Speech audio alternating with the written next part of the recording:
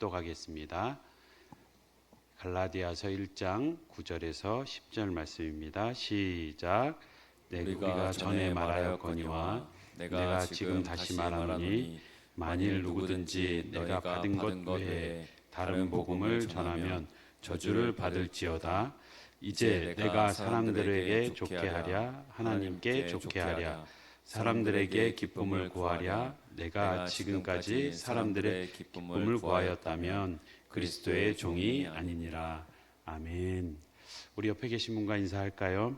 타인의 인정으로부터 자유합시다. 자유합시다.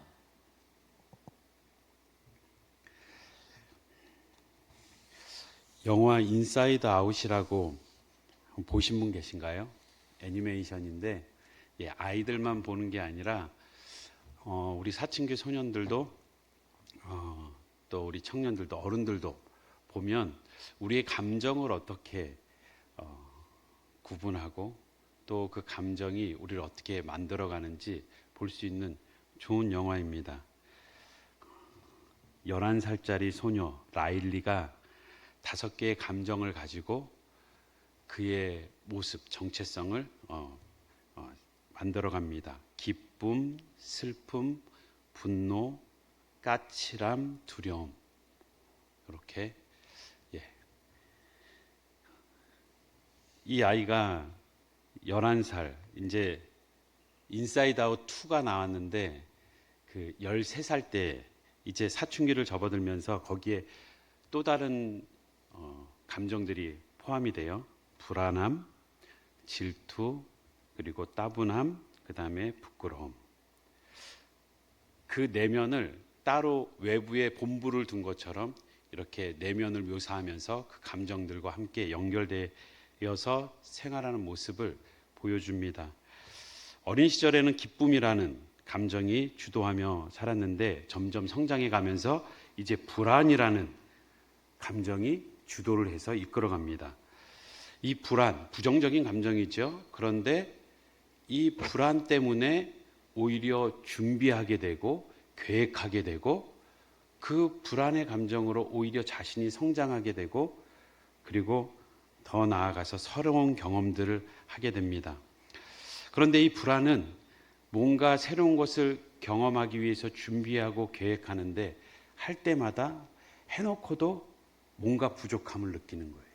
다시 불안한 거예요. 다시 초조해지는 겁니다. 긴장이 끊이질 않는 거죠. 이 13살이 된 사춘기 소녀의 감정의 주도적인 이 불안함은 자신이 준비하고 나서도 늘 부족함을 느끼니까 이 만족을 느끼지 못하는 내 스스로뿐만 아니라 타인이 봤을 때 이게 만족스러운가? 충분한가? 늘 부족함 속에서 타인이 나를 어떻게 생각할까? 타인은 나를 충분하다라고 인정해 줄까? 라는 이 퀘션 마크를 가지고 계속해서 삶을 이어갑니다. 타인이 보았을 때 나를 어떻게 생각할까? 인정의 욕구. 그 장면의 한 장면에 이런 대사가 있습니다. I'm not good enough. 준비를 다 해고서도 아직 난 부족해, 충분하지 않아, 뭔가 더 해야 될 것 같고 인정받지 못할 것 같고 자신을 늘 누군가와 함께 비교하며 평가의 대상으로 올려놓고 그리고 그것을 평가절하하는 그 안타까운 모습. 이것이 인정의 욕구이고 이것이 모두에게 있는 모습입니다. 세바씨라는 프로가 있어요. 거기에 한 자매가 고백을 한 내용입니다. 지금은 참 나름 인정받는 방송인으로서 활동하고 있지만 자신이 입시 준비했을 때에 책상에서 주로 잤다는 거예요. 푹신한 침대에서 자면 못 일어날까 봐 불안한 거예요. 그리고 식사 시간, 학교에서 급식이 시간이 되면 너무 많이 줄 서는 시간이 아까워서 그 줄 서는 시간이 좀 지난 다음에 서는데 줄 서는 동안에도 문제를 풀고 그리고 식곤증이 올까 봐 많이 먹지도 못하고 그리고 학원을 가는 그 시간에도 정류장에 앉아서 문제집 풀고 친구가 그 모습을 사진을 찍은 것을 보여줬는데 보여주면서 야, 너 이렇게까지 공부하는데 너 1등 못하면 큰일 나겠다라고 오히려 걱정 아닌 놀리는 모습도 있고 친구들하고 노는 시간도 아깝고 또 놀 시간이 없으니 대화할 시간도 소통할 기회가 많이 없으니까 유일하게 핸드폰이 없었던 고등학교 3학년까지 핸드폰이 없었던 친구라고 합니다. 새벽 2시가 되면 도서관을 끝나고 이제 집에 돌아오면 팔도 비빔면을 먹었대요. 배가 고파서 먹었겠거니 우리는 그렇게 생각하지만 그 2시부터에서도 계속 잠을 줄이기 위해서 비빔면을 먹으면 소화시키는 동안은 잠을 안 잘 거니까 그 시간에 더 공부하려고 늘 불안했던 거죠. 늘 긴장했던 거죠. 결국에는 그렇게 공부하면서 편두통이 오고 구토가 나오고 그러면 의무실에 가면 그곳에서도 또 걱정이 된다는 거예요. 내가 이 누워있는 시간에 선생님이 하시는 이 수업 시간에 하는 강의에서 시험이 나오면 어떡하지? 또 불안하다는 거예요. 좋은 대학에 입학했습니다. 입학한 후에는 목과 허리를 치료하려고 오랜 시간을 들였고 뒤늦게 대학에 들어가서 이제 누가 요구하는 것이 없으니 다른 사람의 시선에 자기가 강요받지 않으니까 삶이 갑자기 공허해지더래요. 뒤늦게 방황을 하고 때늦은 사춘기를 겪으면서 내가 누굴 위해서 살았지? 엄마를 위해서 살았나? 선생님을 위해서 살았나? 대학에 들어가니까 고등학교 때까지는 성적이 다 관심사였기 때문에 거기에서 발버둥 치면서 살았으면 이제 대학에 가니까 성적이 그렇게 중요하지 않은 거예요. 외모가 중요하더래요. 자신의 외모를 보니까 또 불만스러운 거예요. 부족한 거예요. 충분하지 못한 거예요. 그렇게 다이어트를 하는데 극단적인 감량을 하면서 35kg를 빼고 그렇게 피트니스를 하면서 빼는데 정반대로 폭식증에 걸린 거예요. 너무 빼고 빼다 보니까 이게 스트레스가 되고 몰래 먹기 시작하고 엄마 몰래 숨겨놓고 도넛 2상자를 한꺼번에 먹고 사랑하는 성도 여러분, 오늘 이와 같은 고백 속에서 우리는 인정에 대한 중독이라는 단어를 떠올리게 됩니다. 사람이라면 누구나 인정받고 싶고 사랑받고 싶어 합니다. 이것은 기본적인 욕구죠. 어린 시절에 이 욕구가 채워지지 않으면 정서적으로 건강하지 못한 성인들의 모습을 보게 됩니다. 그런데 어른이 되어서도 여전히 타인의 인정이 삶의 동기가 되고 목적이 된다면 불행한 삶을 살게 됩니다. 왜냐하면 자신의 삶을 사는 게 아니라 타인의 삶을 살기 때문에. 혹시 여기도 타인의 삶을 살고 계신 분이 계십니까? 이 자리에 나와 있는 이 기도하는 이 자리에도 누군가를 의식하며 누군가에게 만족을 주기 위해 누군가로부터 인정을 받기 위해서 이 자리에 나와 계신 분이 계십니까? 오늘 본문도 사도 바울이 갈라디아 교인을 향하여서 너희가 신앙의 소신을 가지고 타인의 시선에 끌려다니지 않기를 바라면서 자신이 회심한 이후에 어떻게 복음을 전하면서 살아왔는지 갈라디아 교인을 위로하고 격려하고 또 도전을 주고 있습니다. 우리가 읽은 10절 사람들을 좋게 하랴 하나님을 좋게 하랴 사람들의 기쁨을 구하랴 내가 지금까지 사람들의 기쁨을 구하였으면 그리스도의 종이 아니다. 다시 말해 나는 그리스도의 종이다. 그래서 사람들을 기뻐하는 게 내 목적이 아니다. 어떻게 보면 우리에게 불편하게 들릴 수 있습니다. 그래도 복음 전도자라면 복음을 전하기 위해서는 사람을 기쁘게 해야 할 때가 너무나 많습니다. 아니 사람을 좋게 해야 그 열매를 볼 수 있는 것 아닙니까?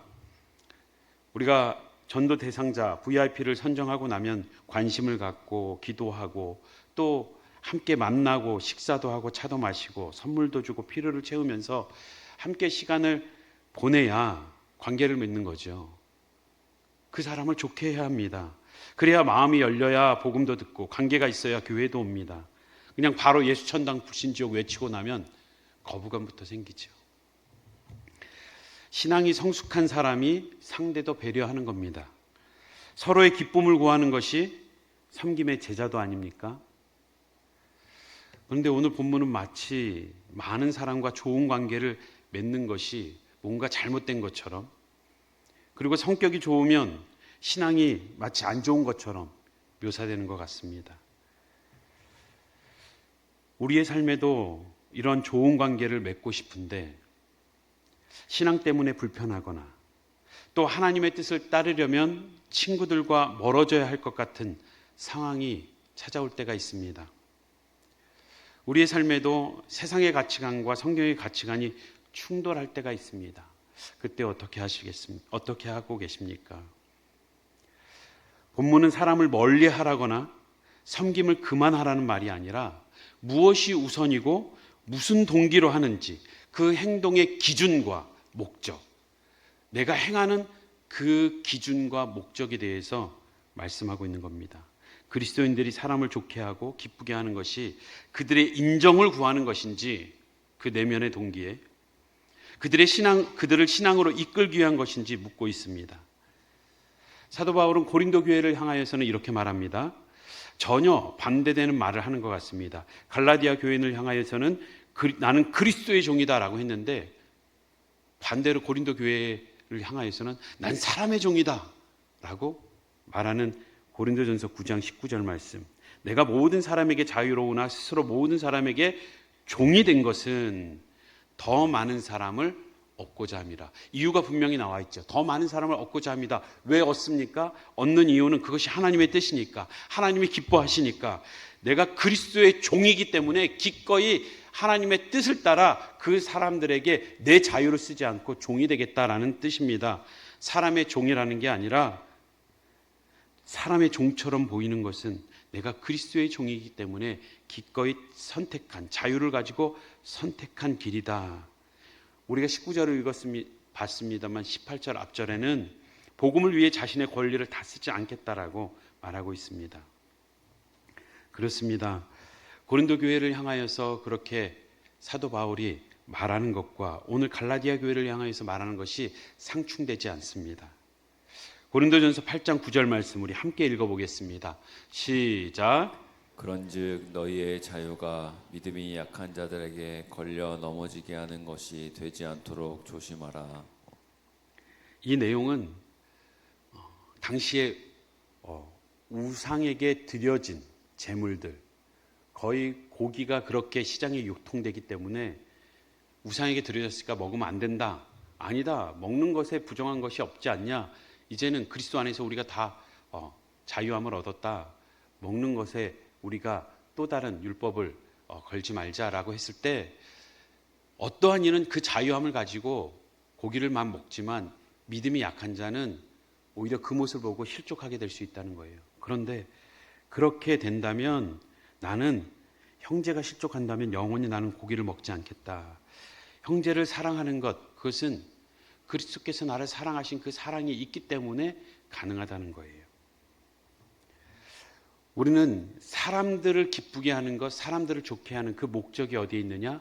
그것은 우리가 그리스도의 종, 예수 그리스도를 사랑하기 때문에 사람들을 좋게 하고 기쁘게 하는 것입니다.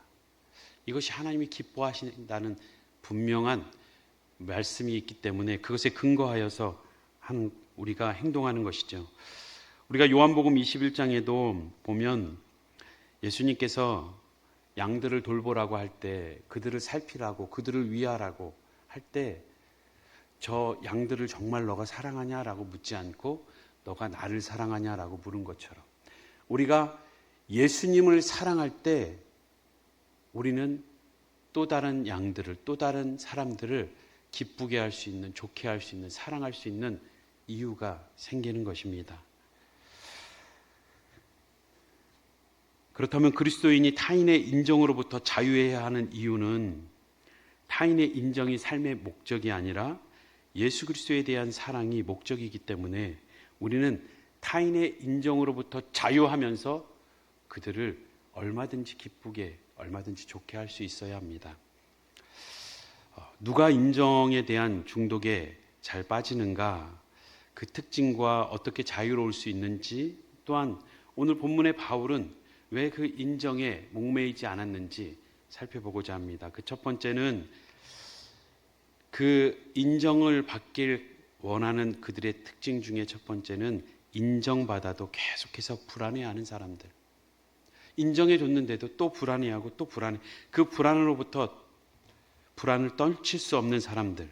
우리는 지난 시간에 낮은 자존감의 사람들에 대해서 살펴보았습니다. 인정받고 사랑받고 싶은 욕구가 누구보다 강하지요. 타인의 작은 행동 하나에도 많은 의미를 부여하고 생각합니다. 자기의 터널 시야로 상대의 동기를 파악하고 판단할 때가 많습니다. 터널 시야라는 것은 자신의 제한적인 사고, 자신이 생각할 수 있는 그 터널 안에서 사람들의 행동을 판단하고 비판하고, 그리고 그 제한적인 사고 속에서 많은 것을 의미 부여를 하는 거예요. 내가 원하는 대로 상대가 행동하거나 말해주지 않으면 실망합니다. 그리고 비난합니다. 이것이 인정을 받아도 계속 불안해하는 사람들의 특징이에요. 그러면 더 이상 불안해하지 않기 위해서 우리는 어떠한 자세를 가져야 하는가? 그 작은 첫 번째는 자신의 부족을 먼저 인정할 수 있어야 합니다. 완벽한 사람은 없고 우리는 언제든지 실수할 수 있고 넘어질 수 있고 부족한 모습을 보일 수 있는데, 그것에 대해서 너무 실망하지 말아야 될 것. 이것은 셀프 보상이라고 하죠. 스스로 자신을 위로하고 또한 보상해 줌으로써 우리는 자신의 부족함을 인정하며 불안으로부터 자유로워야 합니다. 특히 타인이 자신의 부족한 부분을 어떻게 볼 것인가, 여기에 너무 집착하거나 예민해할 필요가 없는 것입니다. 두 번째는 타인의 미움을 이해하는 겁니다. 타인이 나의 부족함을 지적하고 때로는 그것을 통해서 나에게 미움 감정을 갖는다고 해도 그들이 미워할 수 있음을, 얼마든지 미워할 수 있음을 받아들이는 거예요. 용납하는 겁니다. 세상의 모든 사람이 나를 좋아할 수 없다는 것. 아무리 위대한 사람도 그 사람을 싫어하는 사람은 분명히 있었다는 것을 우리가 잘 알고 있습니다. 나를 싫어해도 그것으로 인해서 스트레스 받지 않는 것. 분명 나의 실수와 허물이라면 고치려 노력을 하고, 그것이 누군가에게 해가 된다면 용서를 구하고 행동을 수정하려고 애써야 하지만, 이해할 수 없는 미움 그리고 갈등이 생길 때 우리는 그것으로부터 얼마든지 그러한 상황이 펼쳐질 수 있음을 받아들일 수 있어야 합니다. 세 번째는 자신의 내면의 동기를 늘 점검해 보아야 합니다.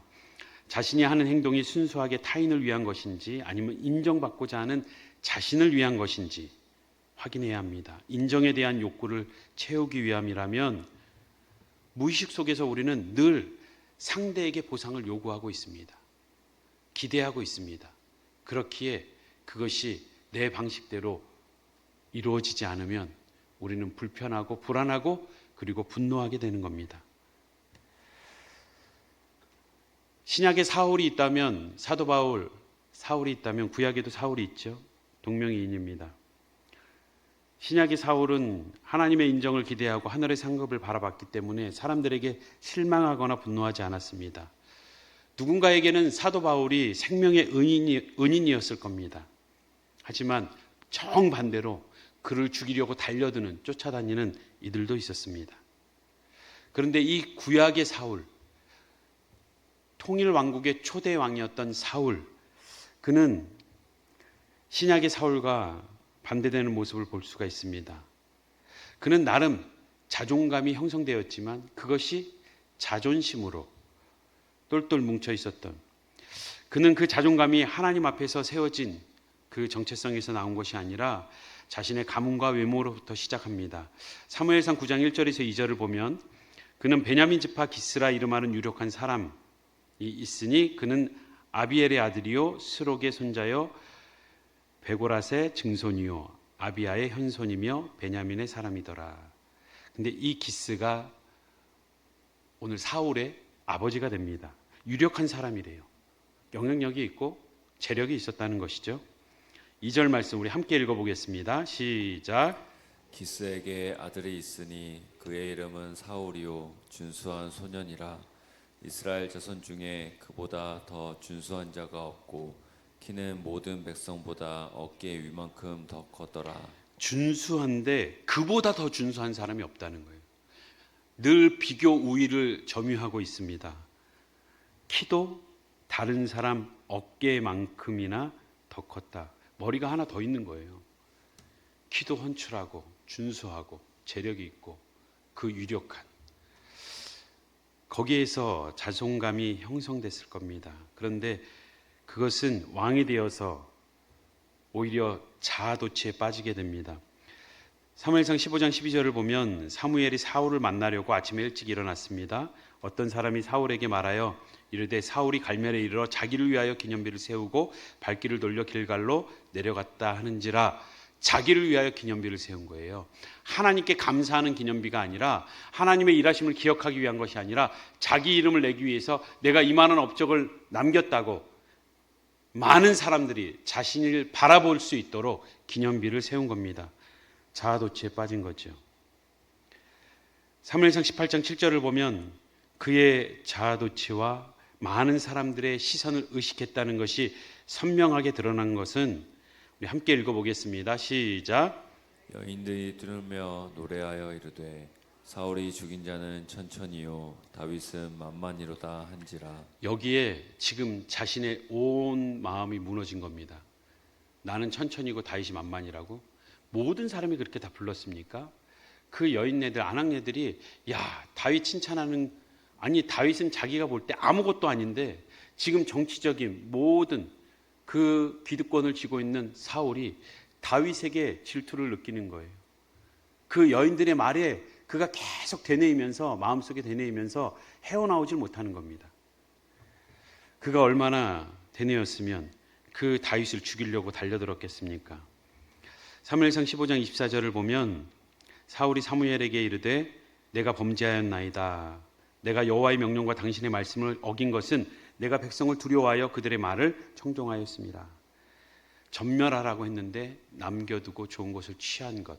내가 백성을 두려워했다. 그들의 시선이 그의 마음에 가득 차 있는 겁니다. 나를 어떻게 바라볼 것인가? 그들이 어떻게 생각하는가? 타인이 볼 때의 자신, 그들의 인정. 그래서 기념비가 필요하고 또 그들의 말을 자신이 힘이 있고 기득권 그 통치하는 자에 있으면서도 그들의 말이 두려움으로 공포로 불안과 공포로 다가올 만큼 그는 인정에 약한 자였습니다. 사무엘상 15장 30절도 제가 보겠습니다. 사울이 이르되 내가 범죄하였을지라도 자신의 잘못을 고백하면서도 이제 청하옵나니 내 백성의 장로들 앞과 다른 장로들이 나를 다 인정해 줘야 된다. 그러기 위해서 이스라엘이 나를 높이기 위해서 돌아가서 내가 하나님께 경배하게 해달라고. 당신이 영적인 지도자이니 나를 그 퍼포먼스 속에서 좀 높여달라고. 내 지위를 회복시켜달라고 라고 얘기하는 겁니다. 그에게는 백성의 장로들의 시선이 가득 찼고 백성들의 말이 가득 찼지만 그의 마음에는 하나님이 떠났습니다. 더 이상 그의 마음에는 하나님이 존재하지 않았습니다. 사도 바울은 하나님의 부르심의 상급을 바라보며 달려갔기 때문에 인정이라는 그 중독에 빠지지 않았지만 우리의 기준은 세상의 사람들과 세상의 가치관이 아니라 하나님과 하나님 나라의 가치관을 가지고 살기 때문에 오늘 이 사울의 모습을 다시 한번 잘 봐야 합니다.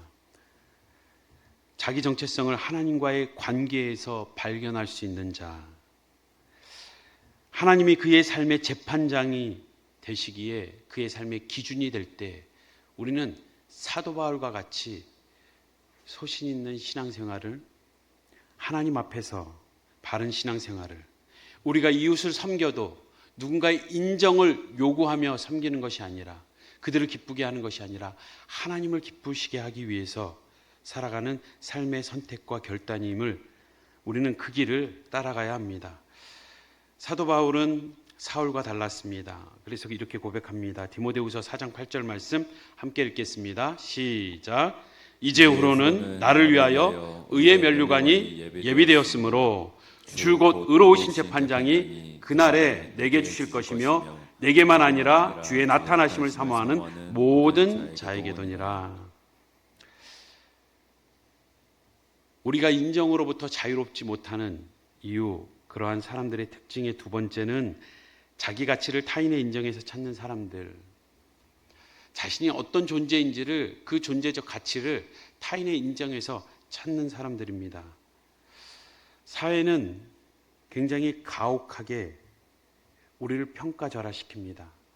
아무리 어려서부터 많은 칭찬과 격려를 받고 자랐어도 그들이 학교 생활을 하고 사회생활을 하면서 자신이 별거 아니라는 것은 우리가 얘기 안 해도 너무나 쉽게 알게 되고, 그리고 그러한 상처를 받게 됩니다. 그런데 모든 사람들이 그러한 사회적인 외면과 평가절하의 압력을 받아도 모두가 인정에 중독되는 건 아닙니다. 왜일까요? 그것은 부정적인 압력이 와도 보호받을 수 있는 방패가 있기 때문이에요. 그것은 외부적인 위로자와 내부적인 위로자가 있습니다. 가족과 친구와 선생님과 교회 공동체, 이러한 외부적인 위로자가 있고, 또한 그들의 말이 내재화되어서 그들이 없어도 내면에 위로자가 있기 때문입니다. 어린 시절 엄마와 같은, 엄마로부터 인정받고 칭찬받는 외부적인 위로자가 있었다면, 이제 성장하여서는 엄마가 없어도 엄마가 해준 말이 내재화되어서 내부적인 위로자가 되는 것처럼, 우리 그리스도인들에게는 성령 하나님이 우리의 참된 위로자가 되십니다. 말씀이 내재화되어야 우리는 그 모든 것으로부터 보호받고 방어할 수 있습니다.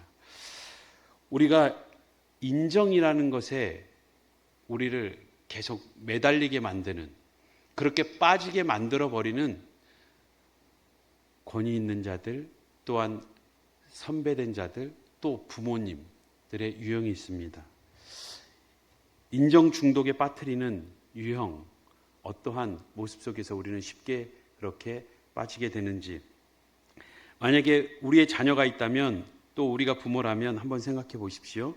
권위적인 부모는 자녀를 쉽게 인정 중독에 빠뜨리게 만듭니다.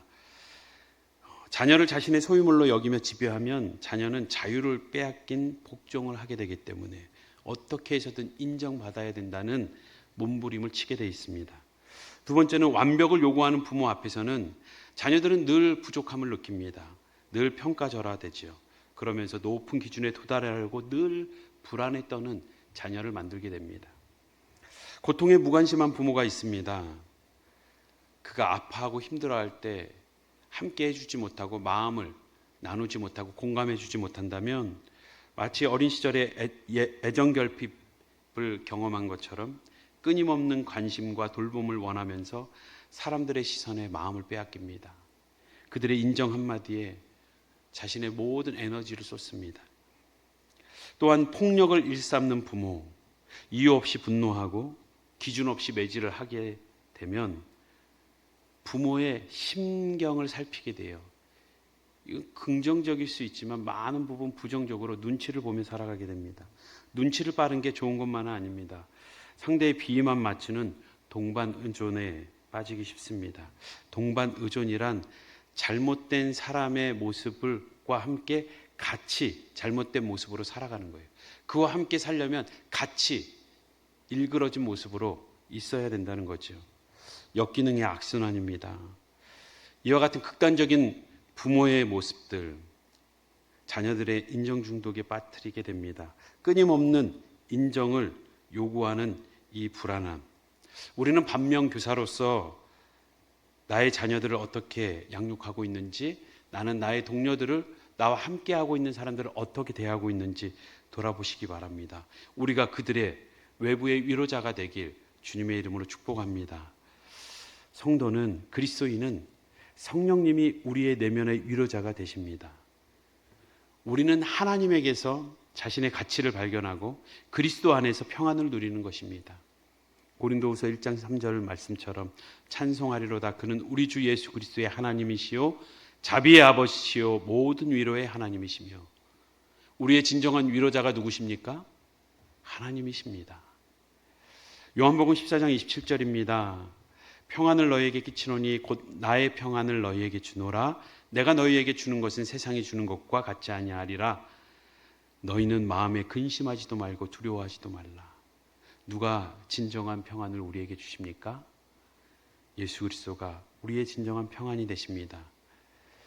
오늘 읽은 본문 앞 9절 말씀에 있었던 것처럼 사도 바울은 내가 전에도 말하여 했거니와 내가 지금 다시 말한다. 누구든지 너희가 받은 것 외에 다른 복음을 전하면 저주를 받을 것이다. 타협을 하지 않는 거예요. 다른 복음을 좀 전해도 좀 이해하고 받아들여주고 같이 공존하면 야, 사도 바울 괜찮네. 복음의 폭도 넓고 많은 사람도 얻고 학문적인 고상함도 인정받을 수 있을지 몰랐겠지만 복음에는 결코 타협을 하지 않았습니다.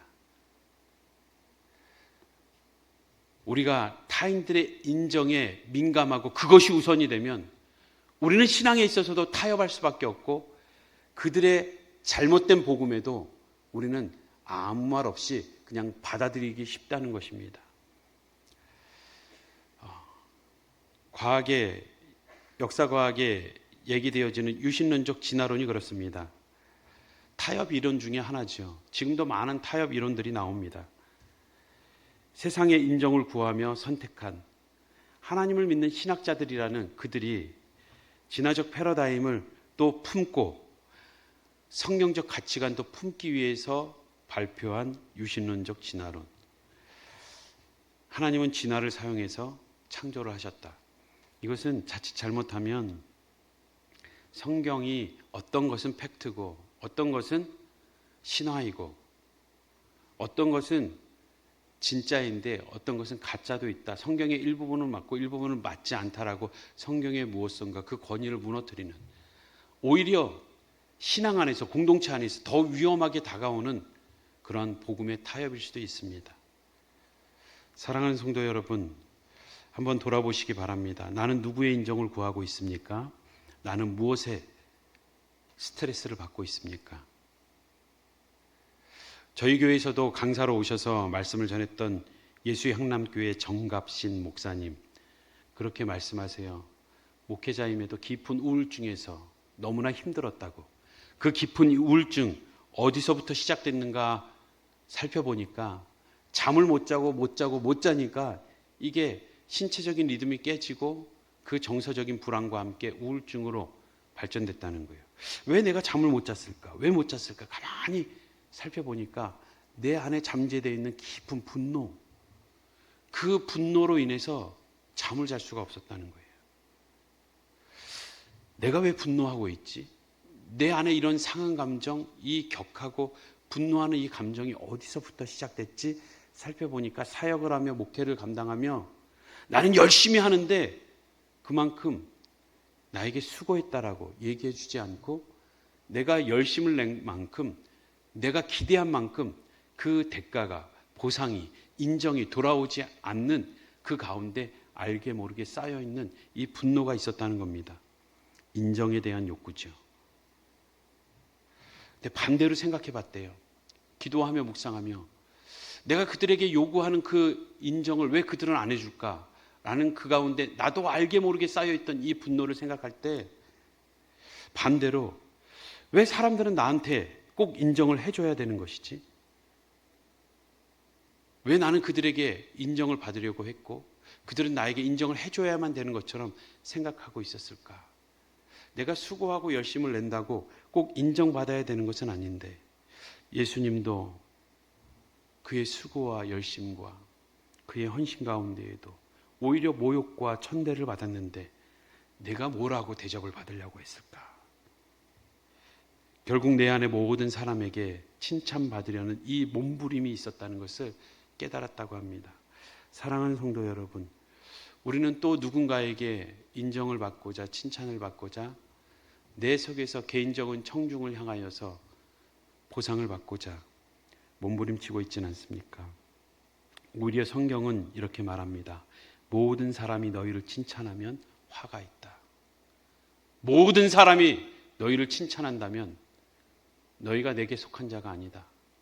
오히려 거짓 선지자들은 그렇게 모든 사람의 칭찬을 받기 위해서 입을 열었을지 모르지만 나의 자녀된 너희들은 모든 사람에게 칭찬받는다면 오히려 화가 있다라고 말합니다.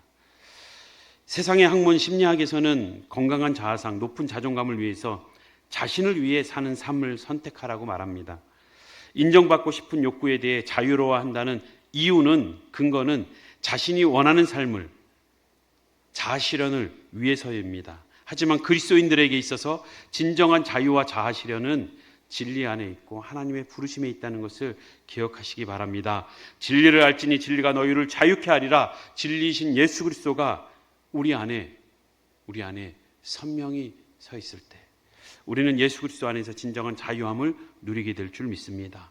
사람의 인정과 세상의 인기를 성공의 기준으로 삼고 달리고 있진 않았는지, 내가 사람의 기쁨을 구한다면 머자나 전도서의 말씀처럼 삶의 허무함을 감추지 못할 것입니다.